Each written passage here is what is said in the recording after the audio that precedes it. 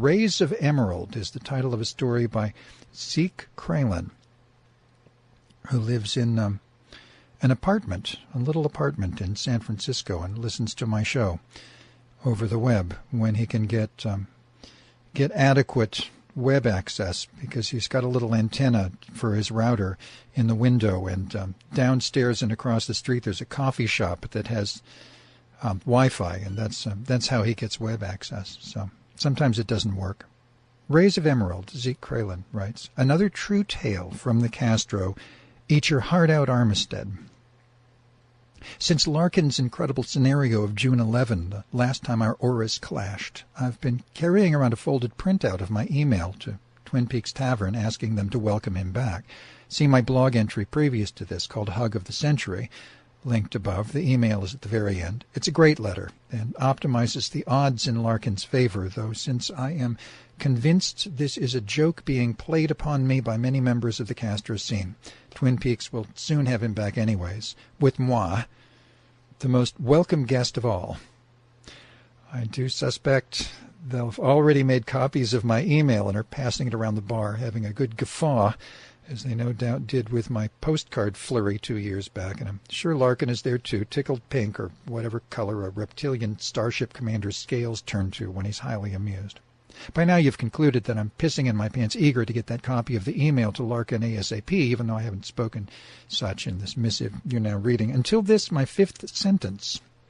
Yes, my excrescent reader. I'm securing the letter to my person or backpack or occasionally a tote bag every time I step out, awaiting the moment my perplexing plesiosaur appears before me once again like a vision from Triassic Eden. And that moment just occurred short minutes ago, 9:05 p.m., as precisely as I can guess. After running upstairs, then bumping into my neighbor Michael and chatting him about Larkin for a spell, and finally entering my room and looking at the Sony Clock Radio's digital display, 9:14. It has been almost 3 weeks since I emailed that request, just 4 or 5 days longer than the time I've been carrying that electronic missive about. But this evening, this frabjous evening, no sooner had I exited through the front gate than here he comes barreling down the sidewalk, hunched up, and all slinky-like and kind of shabbily clothed tonight. I guess he was in one of those incognito or shadow chameleon moods, especially in regards to yours truly, for whom he desires not to notice his presence quite often. Yet, frankly, deep within that whittle heart, I'm sure he craves the opposite. I've never seen him look ruddy-cheeked before, though I've certainly seen him hostile more than just this one time. It honestly isn't part of the look I've come to adore in all his various expressions. Don't know why, but it jars me.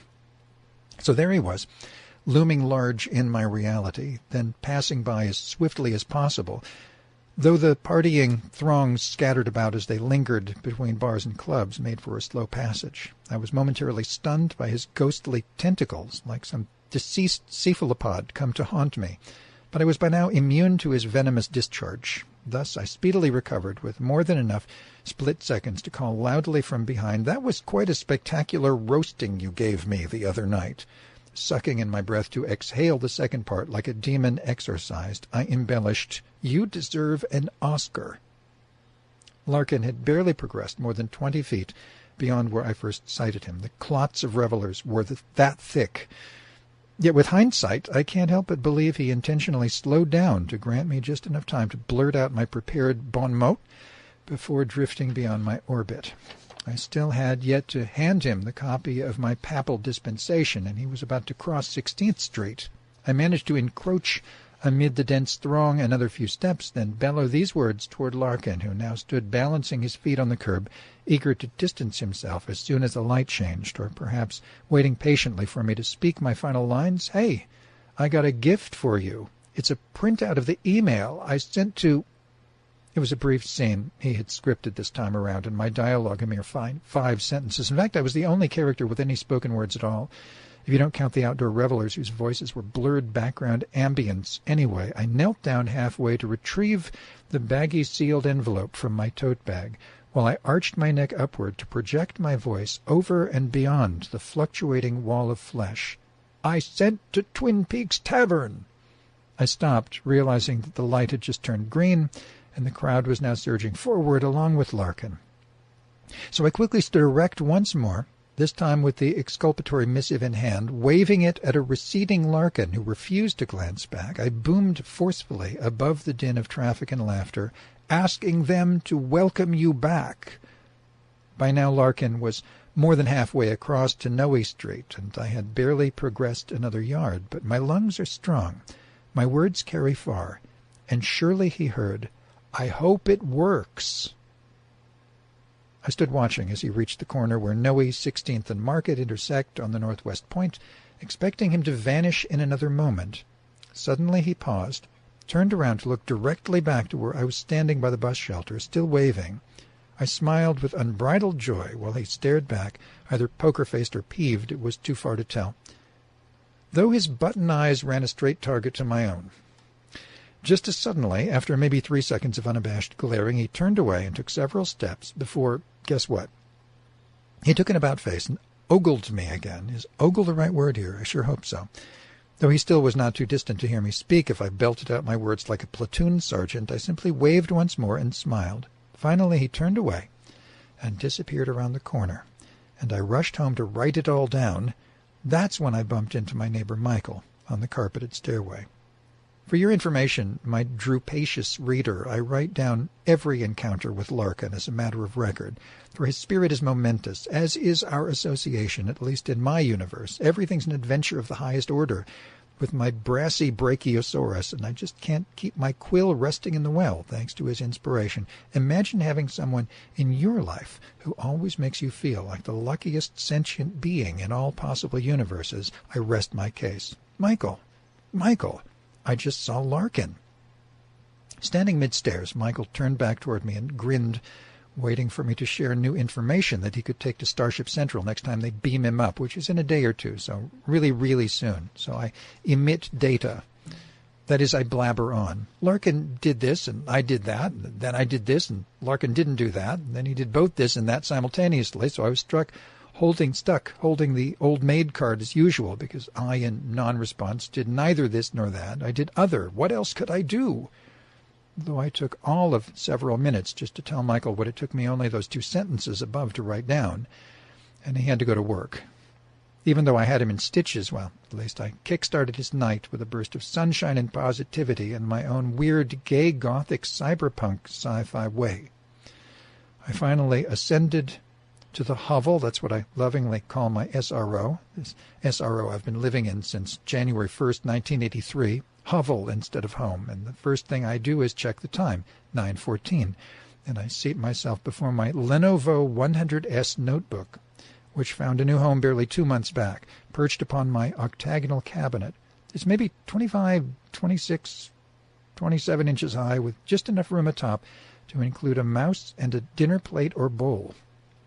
As I began to type out a report of the preceding 10 minutes, that is, my latest Larkin encounter, the visage of Larkin's 2 rosy cheeks floated into my thoughts. He's never had ruddy cheeks before, I mused. It is so not Larkin. An icy shudder gripped my spine, and ran up and down in sickening waves as realization struck me like a meteor. That may not have been Larkin. What with being stoned out of my cranium on some quality strain I just purchased from Billy 2 mornings ago, and how this encounter was more like a blur, it went so fast. Did I really mistake another dude of the same general morphology and facial cues for Larkin? Was it actually wishful thinking so potent I stepped into a parallel world of my own making for a scant 48 seconds? And if it wasn't him, what the fuck was he thinking, glaring back at me, not once but twice, glaring back at me from across a pedestrian-packed crosswalk? Those damned scarlet cheeks. I get it. He's throwing me off the track by putting some makeup on his face like a drag queen, rouge, setting me up to begin doubting that even was him as memory of the episode sinks deeper into my twin hemispheres. After further pondering, I began to feel relieved as I reminded myself that Larkin glancing back at me, not once but twice, mind you, was his signal to reassure me that yes, this is indeed my Larkin, for he has done this before in previous adventures. He wouldn't have stopped and gazed back at me 2 times, the second to drive the message home, unless he already surmised that doubts would come to surface. My relief was, alas, short-lived, for a new doubt arose in my psyche. in the image of an irate stranger looking back at me, wondering if he should return to smack me around. An angel must have been watching over me if my conjecture that he's not Larkin is true, for he thought strongly twice of assaulting me before something turned him away.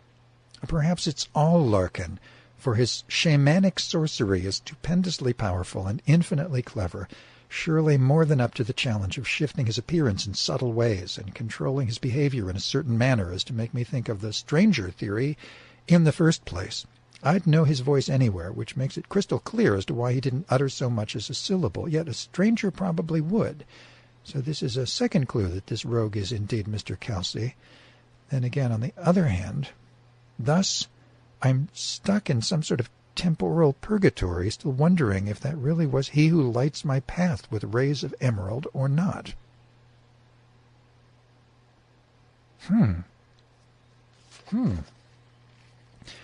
And that was called Rays of Emerald by Zeke Kralin.